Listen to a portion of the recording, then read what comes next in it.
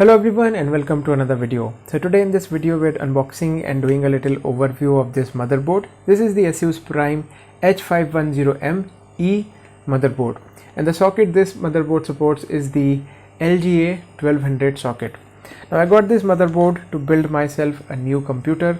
Now I'm not sure if you know or not, but for the past 15 years I'm still using my old computer, which is currently running a Pentium dual core processor, and the processor is Intel E2140. So finally I was able to save enough money to build myself a new computer, and this is one of the product that I bought. I still haven't purchased all the components, but eventually I will get all of them, and finally I will assemble the computer together. Anyways, this is the motherboard that I chose to buy, and the processor that I'm going to buy is going to be an Intel 11th generation i5 processor. That's i5 11400 processor. I'm not getting the FSQ version of the processor because I don't have a graphics card, so I'll be running onboard graphics on my computer. So without any further delay, let's just take a look at what we get in the box. And before we do that, let's take a look at the box itself. You can see some of the specifications written here. I'm not sure if you can read them or not. But you can see that it comes with the Intel 510 chipset, which is what the number means. The socket is already written here, LGA 1200. It supports HDMI, and there is also a small sticker which says Windows 11 ready. And the PCI ports on this motherboards are 4.0 ports. And the motherboard comes with a 3-year warranty. If you take a look at the back, you can see all the components are listed here. All the specification of the motherboards are written here. Some of the specification that talks about the ports and whatnot are written here. So let's just open the box and take a look at the motherboard itself and see what we get in the box. And by the way, for this motherboard I paid about 6,500 rupees in the local market, and that's about 81 US dollars. So I've already opened this because I bought this locally, so they before they gave it to me, they checked it on their own machine, making sure that everything is working out.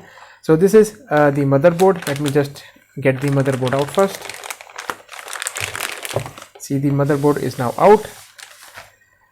Inside you will get a small package that's for your M.2 SSD screw. You will use this screw to mount the M.2 SSD on this motherboard, and that's one of the feature of this motherboard, that it supports M.2 SSD. Now going inside the package, you will get another package, and inside there you have your 2 pieces of SATA cable. You will use these cables to connect your SSD or hard disk. The one cable is completely straight, and the other cable is your right angle cable, as you can see inside the packaging. So you get 2 pieces of SATA data cable.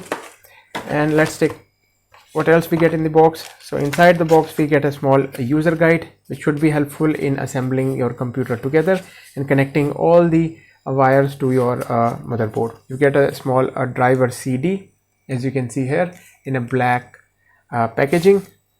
Again, a small pamphlet describing what all the parts on your motherboard mean. And then finally you will get your back plate, which you will connect on your case. Now funny enough that I ran out of money, and I still don't have enough money to get myself a case. So once I build this computer, I will be using the computer without a case for at least a couple of months. So let me just take the motherboard out and see how the motherboard looks from inside. So this is how the motherboard looks. As you can see, very nice motherboard. This is first time that I've bought such an expensive board. Before this I was using an Intel Pentium dual core, which is running like LGA 775 socket. So let's go do a small overview about all the ports that you get at the back. So the reason I went with this board is that because it is giving me legacy Ps2 ports, so that I can run a mouse and a keyboard without using the USB port at the back. So you will get a HDMI port, a display port is also available, a VGA port is also available. You will get 2 USB 3.0 port, and the specification on these ports are 3.2 generation 1 ports. Then you will get your USB 2.0 port, a gigabit Ethernet port, and your audio adapters. So that's all the ports that you get at the back. Okay, so now let us go on the top of the board. So you can see, starting from the most important connector on a board is your 24 pin connector. So your power supply 24 pin connector will come here. Right next to it you will find your USB 3.0 front panel headers. To this you will connect your USB 3.0 port, and the specification of this connector is 3.2 generation 1, which is also nice. Then on the left side you will find your 2 RAM slots. So you can see this takes DDR4 RAM. Again, on the left you will see your motherboard socket for your processor. I will be buying, I think, an Intel i5-11400, not the F series. I will be using the onboard graphics. Here is your power connector. This is the P8 connector, and this will power your CPU itself. Taking a look at the headers, you will see that starting from here you will see that this motherboard also comes with your RGB header, so you can connect some RGB lighting to your motherboard. Here is your front panel connectors, your USB connectors here, and again your SATA connectors. Here is your M.2 slot. All the 3 sizes are compatible. This is your CPU fan header, and here is a case fan header. So you can connect one case fan and one CPU fan, which is normal. And here is your graphics card port. You will get a 3 PCI slots with this motherboard. Overall, the motherboard looks very nice. I am just waiting for prices to go down so that I can buy a decent processor, and hopefully my build will be complete soon. Now, one thing I wanted to tell you about this motherboard is that if you are using the M.2 slot in SATA mode, then make sure that you are not using the SATA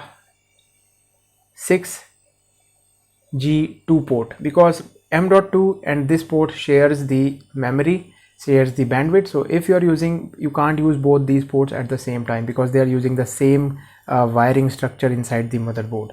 So sometimes what happens is that if you are using the M.2 slot for your hard drive, anything that you plug in the SATA 2 port may or may not be detected. So make sure you are not using the M.2 slot and this particular SATA port on this motherboard at the same time. All other ports you can use at the same time without any problem. So there we go. This was my small unboxing and overview of this motherboard. I hope you find this video helpful. Not much in this video because I'm still waiting for prices to go down so that I can buy a processor. As I said, even after buying all the components, I still wouldn't be able to buy the case for this build. So again, I will have to wait for a couple of months so that I have enough money for the case itself. But again, I should have enough money by the end of this week to get the processor. I've already bought the RAM. I've already bought the power supply. So the only thing left to buy is the processor. And once I have that, I will be putting this computer together. So that brings us to the end of this video. I hope you find this video interesting. Thanks for watching, and I will see you guys in my next video. Bye bye.